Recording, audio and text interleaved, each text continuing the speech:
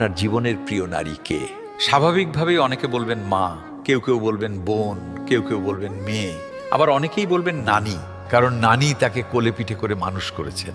কিন্তু আমি ভীষণ অবাক হই, এমন একজন মানুষও নেই যিনি বলবেন আমার জীবনের প্রিয় নারী আমার স্ত্রী। আসলে বাঙালিদের সমস্যাটা হলো স্ত্রীকে ভালোবাসি বললে মান সম্মান কমে যায়, স্ত্রীর কাছে ছোট হতে হয়, লোকে বউ পাগল বলবে, আবার অন্যান্য পুরুষের কাছে নিজের পৌরুষত্বটা একটু কমে যায়। আচ্ছা, এমন একজন পুরুষও কি নেই যার অসুস্থতার সময় তার স্ত্রী হাসপাতালের বেডের পাশে নির্ঘুম রাত কাটিয়েছে, কিংবা বাবার বাড়ির বিলাসবহুল বাড়ি ছেড়ে একসাথে জীবনযুদ্ধটা করবে বলে অল্প বেতনের ছেলেটার হাত ধরে বাড়ি ছেড়েছে? শ্বশুর বাড়ির ঝাল তরকারি খেতে না পারলেও বাবার বাড়ি থেকে ফোন এলে ঠিকই বলেছে আমি খুব ভালো আছি।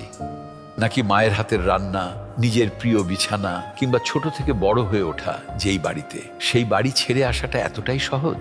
তাই একজন বউ কখনো প্রিয় নারী হতে পারে না।